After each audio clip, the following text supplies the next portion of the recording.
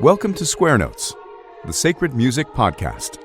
Your chance to learn about the teachings of the Catholic Church on sacred music, both in theory and practice. Through interviews, discussions, and music, your hearts and minds will be lifted up and better understand what it means to sing the praise of His glory. And now, your host, Dr. Jennifer Donaldson-Novitska. Hello, listeners, and welcome to Square Notes, the Sacred Music Podcast, the official podcast of the Catholic Institute of Sacred Music. We're diving into fundraising today with Dr. Lucas Tappan, and we'll cover ideas you might implement in your parish choir or children's choral program. Dr. Tappan, as you will hear, runs a fantastic program for children in Kansas and has a lot to offer not only about the practical side of raising money for sacred music, but also about building a children's choral program that bears much fruit. Before we get to the episode, I'm excited to announce our summer 2024 term at the Catholic Institute of Sacred Music. We're offering 9 classes taught by 6 faculty members, again this summer with free tuition. July 1st through the 5th, I'm offering a course entitled Teaching Gregorian Chant to Children, which trains teachers to use the first level of the Ward method of music instruction. We also discuss children's programs generally, historical techniques for teaching music, running a good rehearsal for children, and adapting the Ward method to modern teaching circumstances. More information about the course is available on our website, catholicinstituteofsacredmusic.org. Click on Summer Courses. Courses will fill up fast, so don't wait to apply. Now, on to the interview. Thank you so much for being with me today, Lucas. It's a great pleasure to have you on the show. It's a good pleasure for me to be here as well. Thanks for having me. So our subject today is fundraising for sacred music programs, and I'm so delighted you're able to join me to talk about this subject. I can't forget a great talk you gave a number of years ago at the CMAA's annual Sacred Music Colloquium on this topic. And I know that you've got so many great ideas that I think would work so well for the parishes and programs of our listeners. But let's get into the topic by talking about your program first. Could you tell us about the genesis and progress of the Catholic Academy of Sacred Music that you run in Kansas? So in 2011, the parish where I am, Most Pure Heart of Mary Catholic Church in Topeka, Kansas, we began a sacred music program for children, basically to teach them to become the musicians of the future for the church. It's very much in sort of the European cathedral choir school tradition. And in that got off to a really good start. And then in 2015 or 16, our parish went through some budget crises, and I had to start fundraising for the program in order to keep it going. And then about 3 years ago, a family about 20 miles from where I live called up, just a really good Catholic family wanting their children to learn sacred music. They homeschool, and they had some friends as well who were hoping for the same thing. So they asked if I would come out and start teaching their children. And that has turned into a group now of over 100 people who meet once a week at someone's house. Wow. And from there just have been other priests and who have mentioned it'd be really nice to have something like this at our parish, but we just don't, not so much even have the resources, but a lot of times now it's finding somebody to be able to do that. So out of that grew the Catholic Academy as a way to try and reach some of those places where it's just too far for parents to bring their children to the Schola Cantorum where we are, because we've always had children from other parishes and things like that. But it gets to be too much sometimes when our choristers, if you have boys and girls in the choir, you're coming to 4 different rehearsals and 4 days a week, and every Sunday you have to be there from September through June. So that was sort of the genesis of this, was just trying to find a way to reach these other groups throughout the archdiocese who already had a desire, and then hopefully sparking a desire in other places to sort of root out the evil of bad music with a plethora of good music. So that was how that began. So you have children, you said, from other parishes, but they're at your parish singing every Sunday? Correct. So the way it works, the boys and the girls switch off each Sunday. We have a men and boys group and a men and girls group. So if you have a boy and a girl in the parish or in the choir, you're going to be basically committed to Mass here from September through June. What happens a lot of times, to be honest, is those families will end up transferring to our parish. And to be honest, we're a large sort of homeschooling mecca, and a lot of families who want their children to be in the choir are homeschooling families. So some of them have ended up transferring to the parish. But I mean, we've had people from driving up to 25, 30 minutes 5 times a week to get their children into the choir. And it just gets to be exhausting, especially when you have a large family and you're trying to bring all of those children in all the time. So this was how we thought we could sort of widen the net. And another follow-up question, you mentioned a budget crisis, which involved you stepping in for fundraising.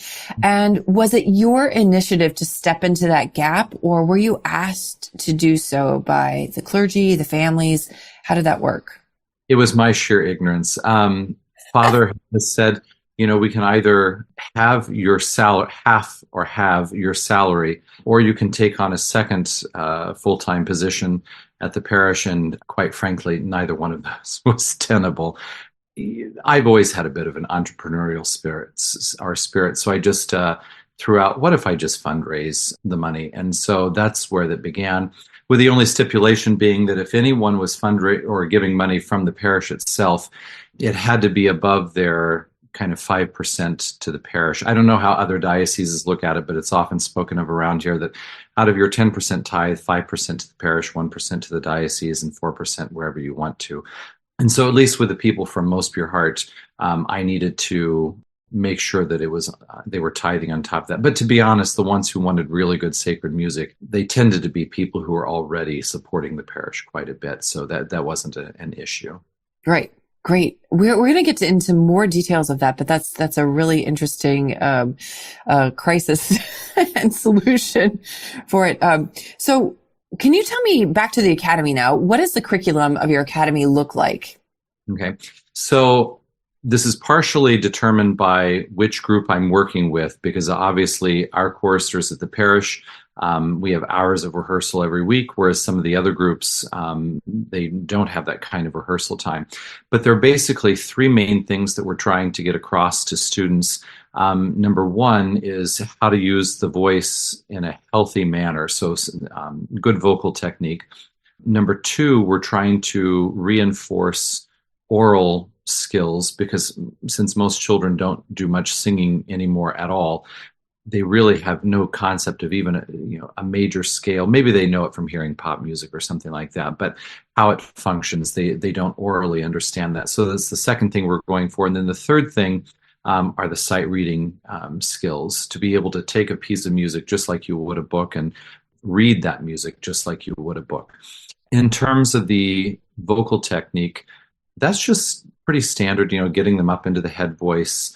Proper breathing is obviously at the very foundation of that. We do a lot of work with breathing, whether it's games or just exercises, vocal warm-ups. But pretty much, if you think of a classical music teacher, that's what we would be doing. And then in terms of the oral skills, now we don't do this at Most Pure Heart, but at all the satellite choirs that I work with through the academy, the first half an hour of our meeting is actually, we sing a lot of folk music before we ever do any of the sight reading studies and things like that.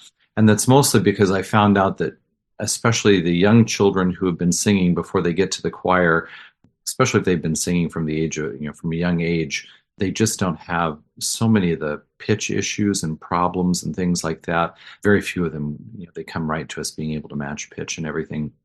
And also they take those songs home, they're singing with the family, and we end up getting even parents joining, even though these are mostly for children. We've got parents showing up at these classes for their children and sort of diving right in with them.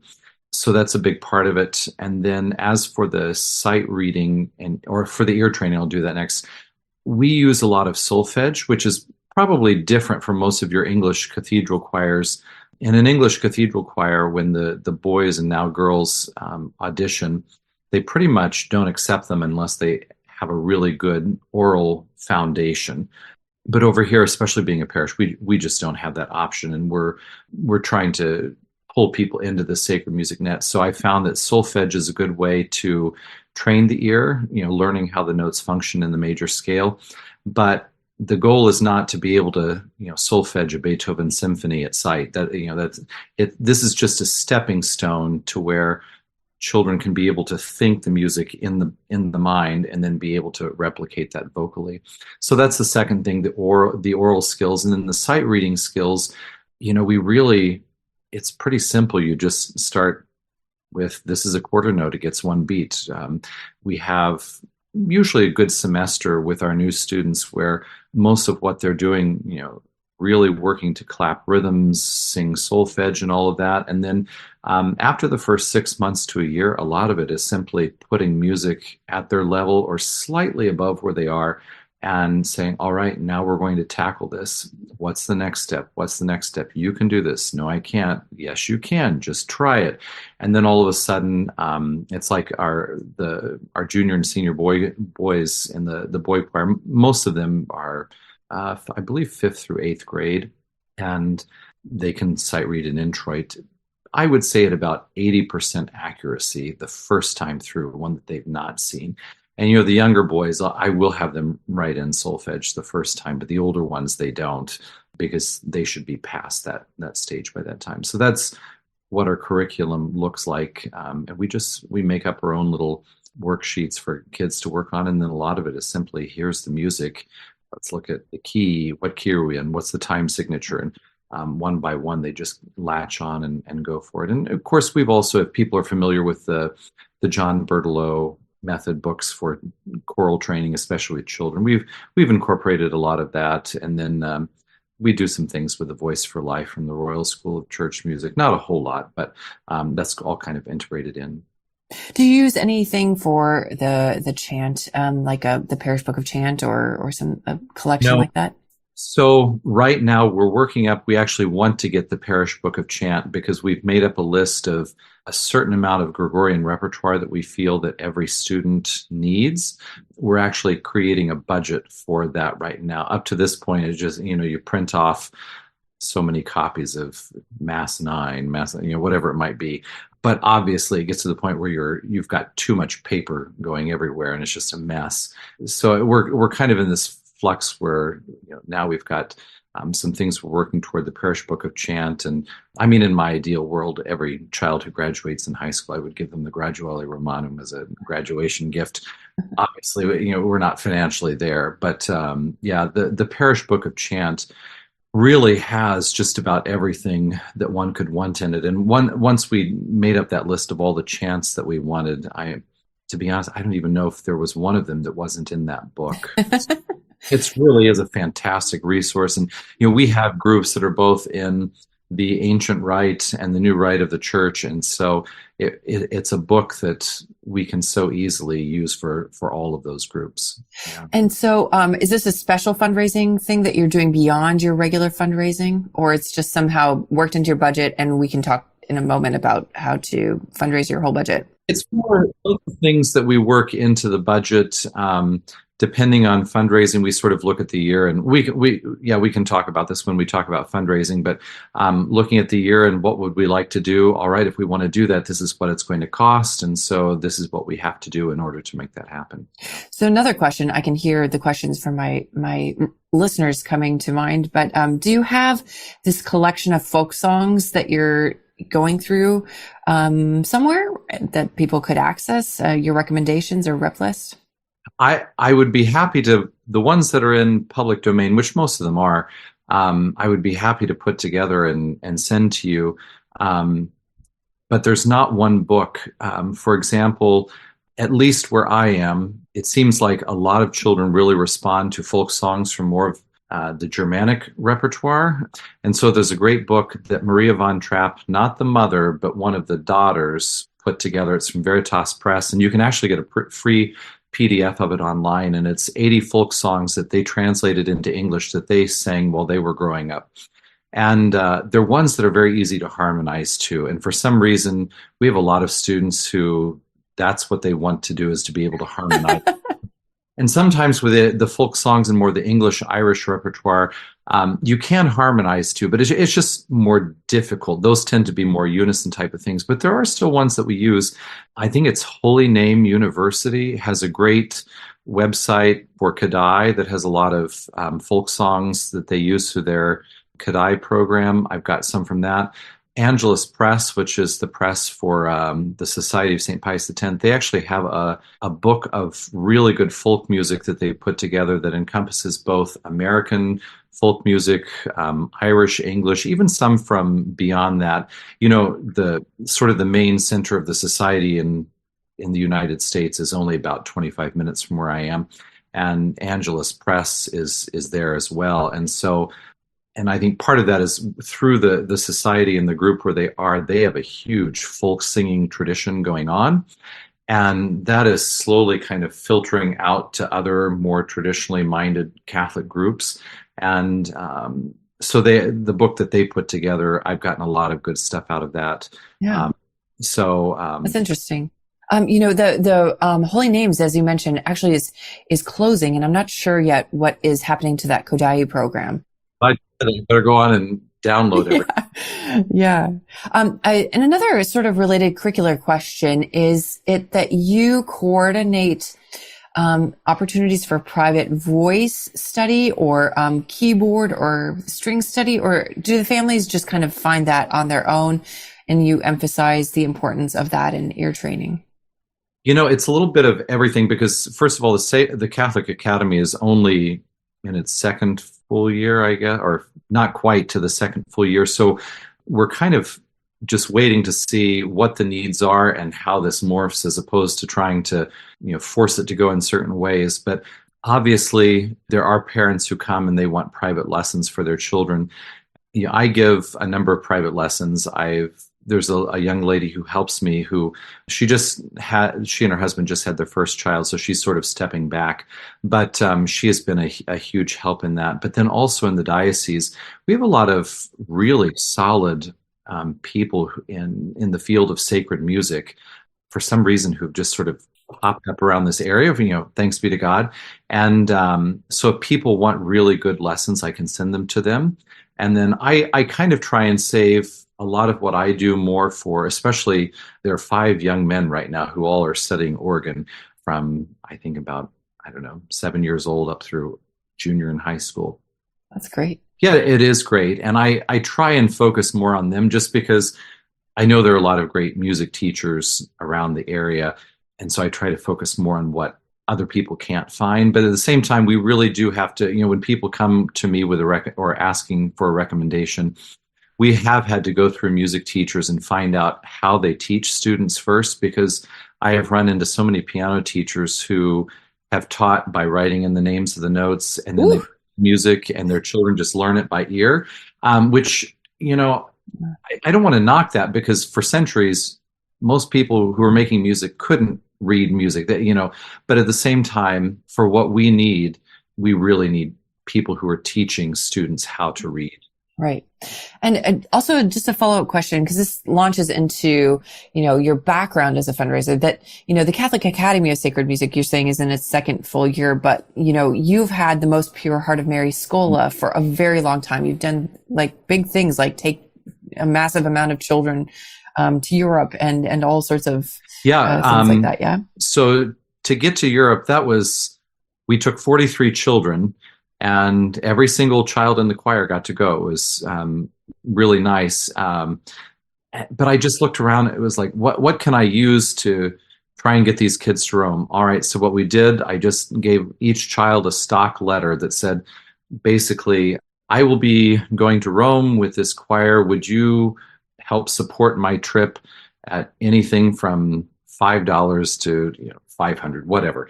And, I asked them to send those out to their family, friends. And, it was funny. So many people wanted to help the kids get to Rome, but, okay, I can give $5, I can give 20. Well, we had an evening where we actually had all the choristers come together, and we spent the entire evening writing out these letters. A lot of kids paid their entire trip through those letters. We also had a couple of fundraising dinners, but it was mostly, I really am not a fundraiser. A lot of it is the good Lord has just shown the next step, I guess, and kind of look around and find out what it is that would be useful in this situation.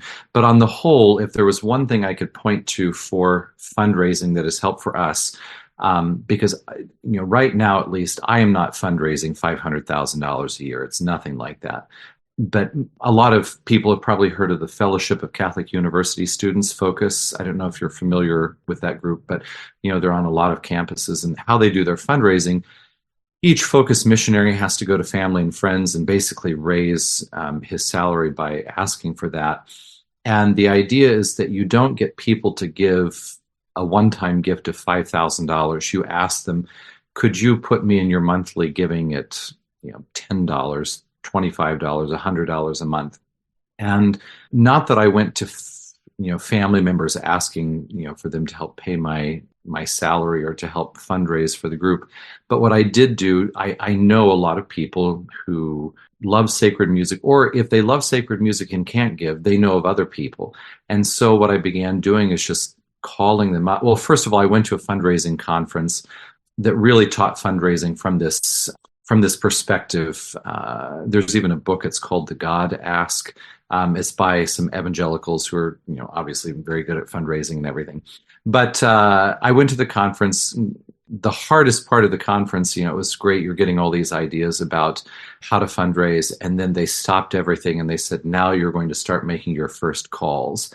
And I mean, my anxiety, I thought my eyes were going to bug out. It sounds so neat, so easy to do in theory, but then the rubber meets the road. And like anything else, the first phone call, you thought you were going to vomit. And then the second one wasn't so bad. And by the third or fourth, it gets easier, because the way I look at it is the good Lord has given me this work to do.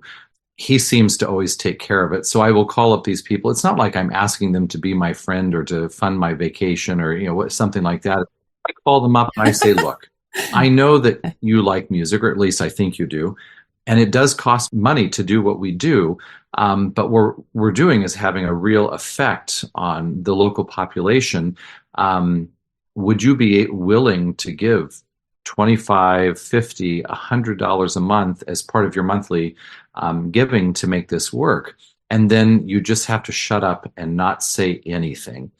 And sometimes that space of time is very awkward and even long, but most people usually, I would say, well, I can't give a percentage, but a lot of them will say, you know what, I would like to actually help. This is something that means something to me. And even if it doesn't, or even if they can't help, they always know that I'm not going to not like them because they didn't give money to the choir or something like that. But I ask them, will they pray for the choir? There's not just the financial aspect. So that's how I go about fundraising. And to me, it's kind of method. There's a bit of method to it in the sense that, okay, for this year, when I first started, what did I have to fundraise? I think the very first year I was required to fundraise $30,000, which seems huge, but then you break it down. If you got 30 people to give $100 a month, you would already have more than you need. More than that. Of course, you have to find 30 people, but we ended up breaking it up. Okay, first of all, the chorister families are going to have to pay something. So right now our chorister fees, compared to what they're getting, they're very low, but it's $150 per student up to 3 children, because we have a lot of large families and we don't want to knock them out of the game simply because of that. So they have to pay that. That pays a chunk of what it costs per choir. But then from there, it's just finding, it's like for the Scola, we have one family that they're able to give $6,000 per year. There were a couple of families that were able to give $3,000 per year. And then after that, it was pretty much anywhere from $25 to $100 a month. Just a lot of things that I think in all we had maybe about 15, 20 people who were giving financially. And it just started over the summer. I started calling them up and saying, hey, can I take you to out for a coffee? And we'd talk. And what's great is you get to know these people, and then you find out they know other people, because, before I end, I always ask, do you know of somebody else who might like to share in this work? Pretty soon you start finding out, yes, there are people, who are really sick and tired of bad music in church. So a follow-up question to this about the monthly aspect of it. Do you have an electronic payment system, for example, that they're on auto pay? Yes. So when all of this was going through the parish, we have an online giving program that they could do through that. Now that we have the separate Catholic Academy, we have some people want to tie right to the bank account for the Catholic Academy. And then we also do have an online giving button, which, the only bad thing about that is that usually a very small portion is taken in fees. It's really not that much. And so, yes, the majority of people kind of like to do it electronically like that nowadays, just because writing out a check every month, I don't know that most people sit down and do that anymore. And it makes it pretty convenient for them. Right. And I remember when you gave a presentation about this, how you were doing this, that you made mention of cross-referencing with the list of people who are already giving, as you mentioned, the 5% to the parish and the 1% to the diocese, that you made some effort to make sure that you weren't just, chopping off the donations going into the parish and funneling them into the music program. And how did that work? If it was someone from our parish specifically, I just had to say, now, if you do give, I just ask that this not be taken out of what you've been giving to the parish, that this is something on top. Now, I didn't go into asking them to see their statements, bank statements and things like that. There has to be some trust there that, okay, you said you would, we'll leave it at that. And I knew most of these people, and not that I knew what they were officially giving, but I knew their generosity. And so I kind of assumed that they would already be planning to give on top of what they gave to the parish. But I would always mention that just to make sure. And then the people from other parishes, sorry to those pastors, I just didn't ask. I was very happy to have those people helping to support the music. But again, these are people who probably were supporting their parishes fully to begin with. Yeah. And I guess there's no reason, that you couldn't say the same thing to people from other parishes too, in terms of tithing. I will say at the same time, and maybe we can talk about this in a minute, but we really need to shift focus, in the parishes. For example, if the air conditioning goes out and the repairman comes in and says, I'm sorry, it's going to be a $50,000 fix, the priest and parish council don't bat an eye. They know that, well, this is just part of the cost of doing business here. And so we do that because nobody wants to be sweltering on, a Sunday in July or August or something like that. But yet with the music, which music is not obviously the totality of our worship, but yet it plays a very large role. There has to be some idea that parishes need to be financially supporting it at a much deeper level than what they currently are. Yeah. And so when you were conceptualizing the plan for this fundraising, it seems to me like you were taking into consideration the real financial situation of the parish, of what the priest was looking at. So probably your priest saw it as you being on his team in a sense, and looking at contributing to the whole thing rather than just coming to him and expecting him to solve the problem of the money situation. No, I would say that that's a fair assessment. Partly, all of my family and all of my wife's family live very close to us. So I'm not necessarily the type who, if there's a bad situation, I'll just move on to the next parish 6 hours west of here and, keep moving around all the time. That's just not my personality. And so I'm somewhat locked into, being in the area. And so that plays a part. Most people, and even if I had not been married, I probably would not have said, I'll fundraise. I would probably have gone somewhere else. But at the same time, I was very thankful to the priest. He could have said, nope, we just have no desire to have this. But when I threw it out there, he said, I'd be fine with that. And so, we were able to go forward together and, make something like this happen. That's a really great point. Just one of the things that, obviously professional musicians talk about a lot is the instability of the whole thing. Pastors change, budgeting priorities change, and it lends itself towards chaos in the life of the musician. And this is something that perhaps is a mechanism that musicians can have in their back pocket for stability. And but it does seem reasonable also if one is being asked to conceptualize of, their salary or the whole music budget in terms of the entire parish music budget, that there's, a give and take in terms of the dialogue with the priest, but also perhaps some staff assistance, with that, from the accountant, the parish manager, parish secretary. What does that network of personnel and support look like for you? Well, I mean, two different things from the parish. Obviously, I have support from them for certain things, and then I have it for the Catholic Academy. And in terms of the Catholic Academy, I have a small board. There are 3 people on the board who actually are from 3 different parishes.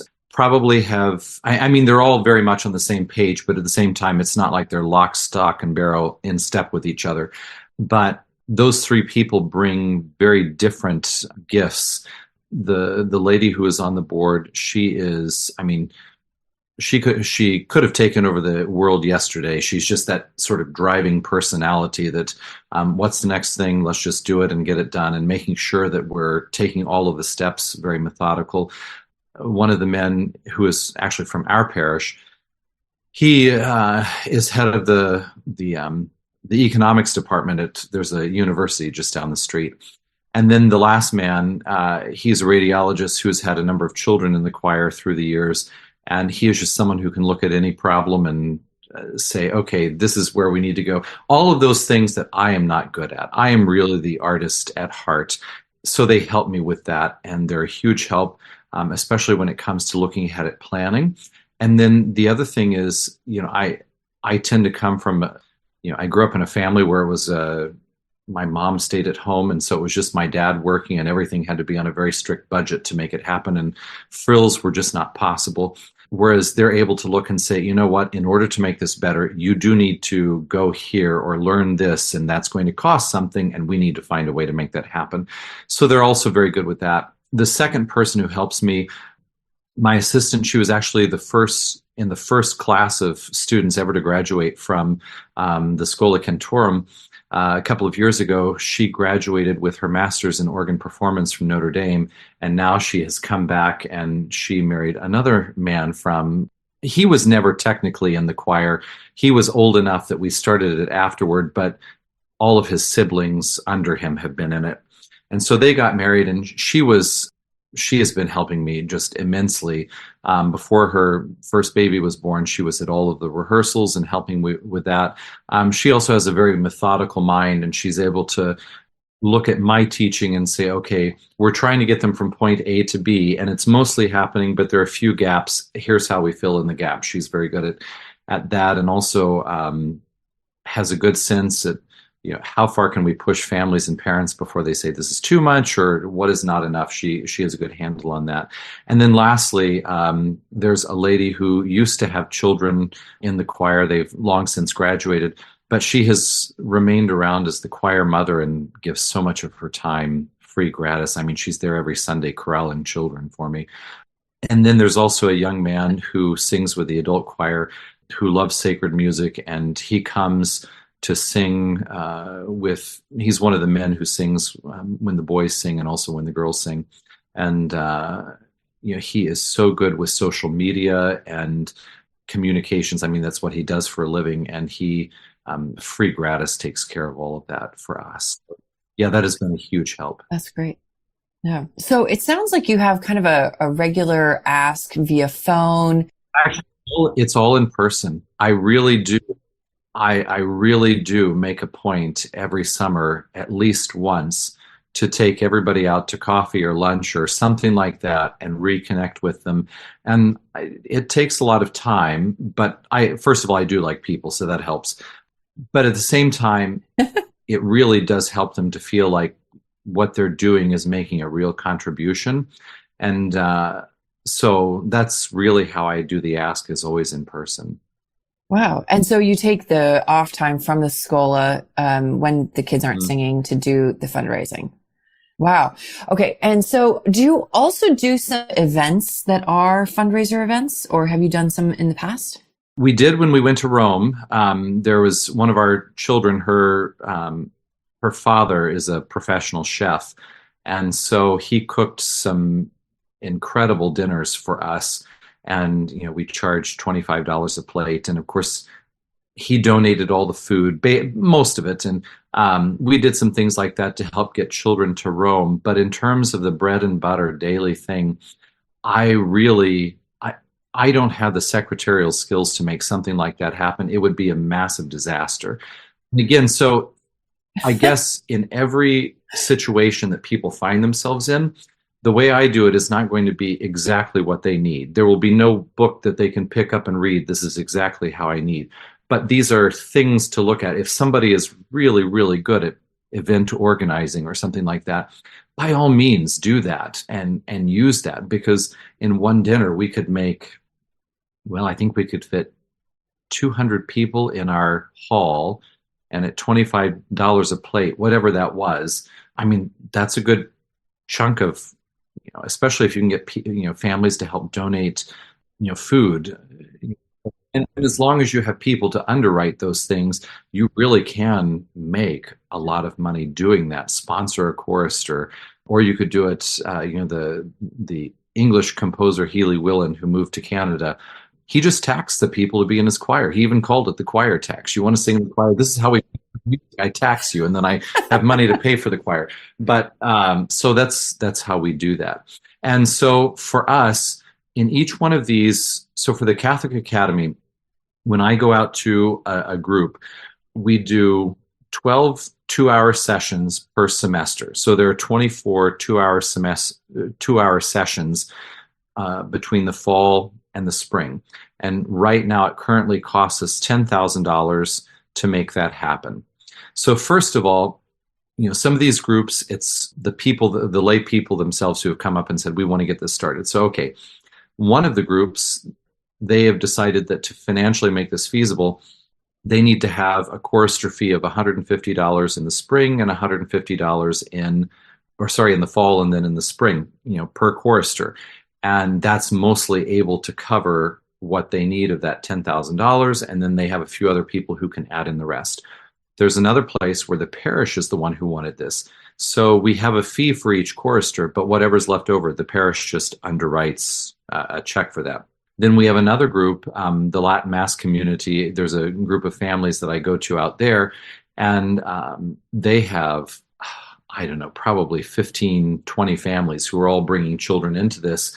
So they just, each month, if you want to be a part of this, it's going to cost you whatever it is. Maybe I'm not for certain. There's one of the moms takes care of this, but it's something like, $50 per family. And, they might bring in 8 children, but that covers, what it is per month, and they pay monthly like that. So we just take that's how we do this. And then, okay, you're close, but not quite all the way.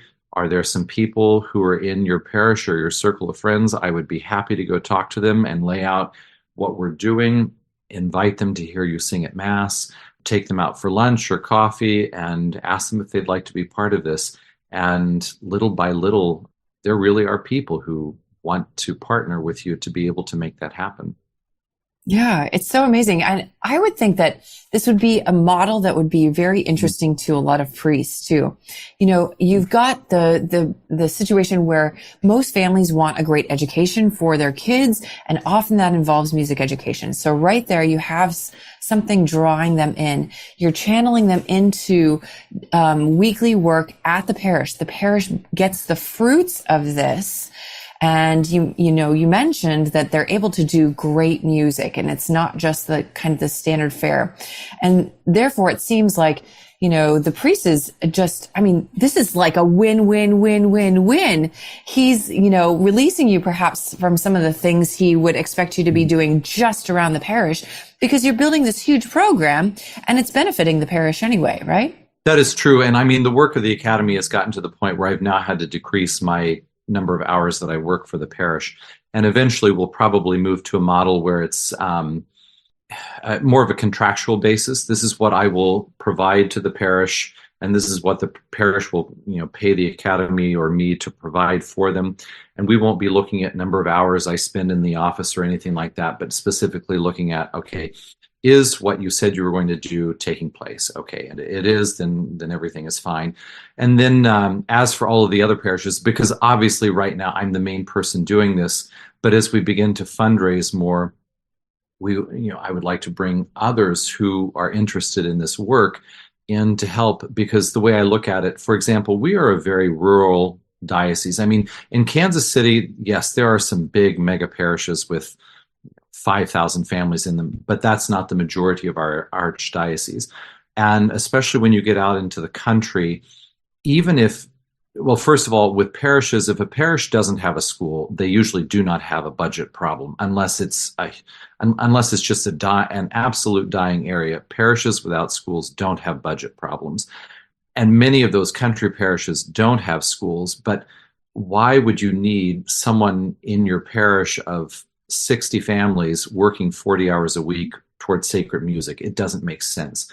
But if we could get 4 country parishes together to provide a salary through the academy, or at least partially through a salary to begin engaging the children in those 4 different parishes, even if an organist is playing for 2 masses every Sunday, out of those 4 masses or 4 parishes, each parish 2 weekends a month would have a really good musician pulling together the children of the area to provide music there.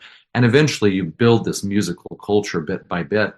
And I mean, those are things that we hope to do in the future. And that's as we look to fundraise more and more, especially now that it's outside of just my parish, I can begin looking at these other parishes and finding people there to help partner with us and try and expand, what's going on. But I mean, already out of those 5 boys who are taking organ lessons, 2 out of the 5 are already actively playing on a Sunday by Sunday basis.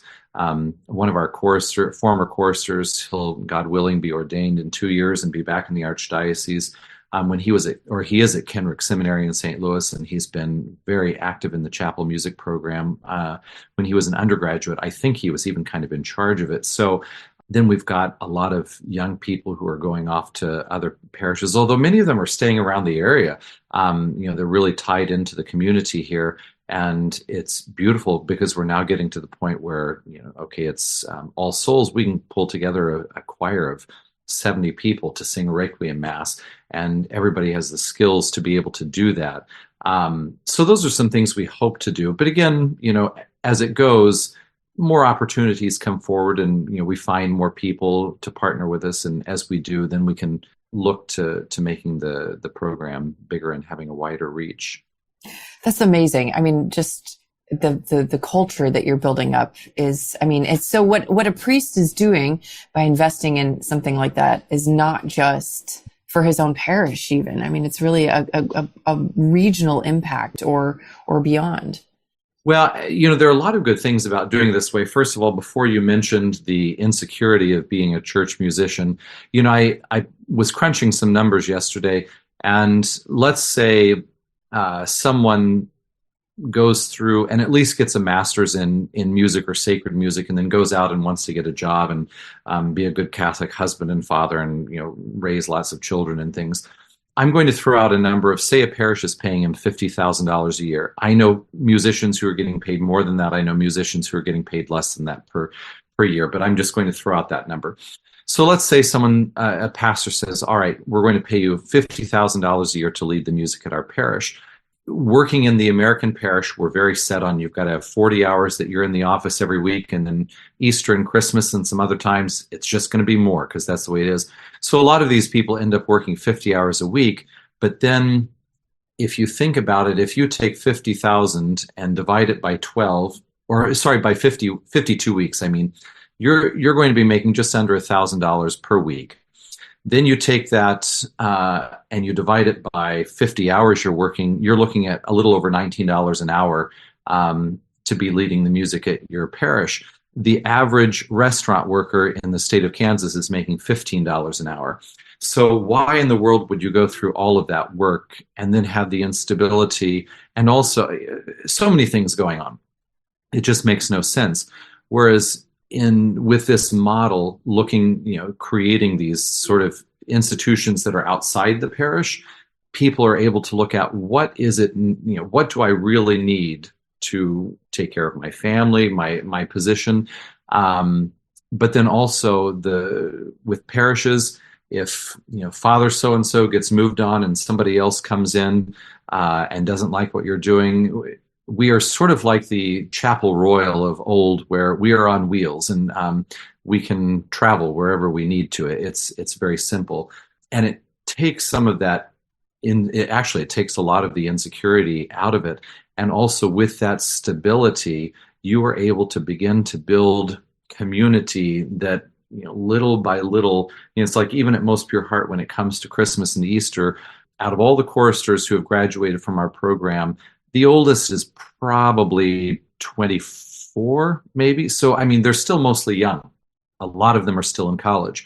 And I get so many calls at Christmas, Easter, and then in the summertime especially. Hey, we want to get involved again. Can we show up and sing for midnight mass or whatever it is? And then again, you have these massive choirs of kids who know what they're doing, and they can come in and they can actually sight read. Part of it's maybe just my nature. I do like people. I like community. And I tend to know a lot of these families, even outside of the choir, on a personal basis. And you do begin to build that community. And even through just the folk singing that we do, now we're starting to have groups of people, I would say mostly at Christmas, get together. Oh, let's do some caroling and things like that. Well, you just begin to build that up. And I think sometimes when musicians are moving to a new parish every 4 years, they don't realize that, it sometimes takes 7-8 years for people to really look at you and say, oh, you're part of this family here. And yeah, we're willing to give you our money. Boy, you're going to be around for the long haul, aren't you?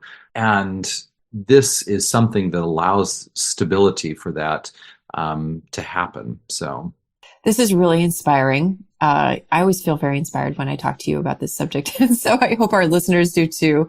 And I'm really grateful for your time, Lucas. Yeah. Well, thank you so much. It's been an absolute pleasure. It's always good to talk to you. We hope you've enjoyed listening to Square Notes, the Sacred Music Podcast with Dr. Jennifer Donaldson-Nowicka. For more information about this episode, sacred music resources, or upcoming events, visit our website at sacredmusicpodcast.com. You can subscribe to our podcast on iTunes, Stitcher, YouTube, or your favorite podcast app. If you enjoy our podcast, please write us a review on iTunes. This improves our iTunes ranking and helps others find out about the podcast. The music you heard at the beginning of this episode is Hec Dies by William Byrd, sung by the London Oratory Schola Cantorum Boys Choir, directed by Charles Cole from the CD Sacred Treasures of England. The music at the conclusion of this podcast is from the Prelude and Fugue in G Major, BWV 550 by Johann Sebastian Bach, performed by Jennifer Donaldson-Nowicka. We look forward to having you join us next time, and until then, may we sing the praise of His glory.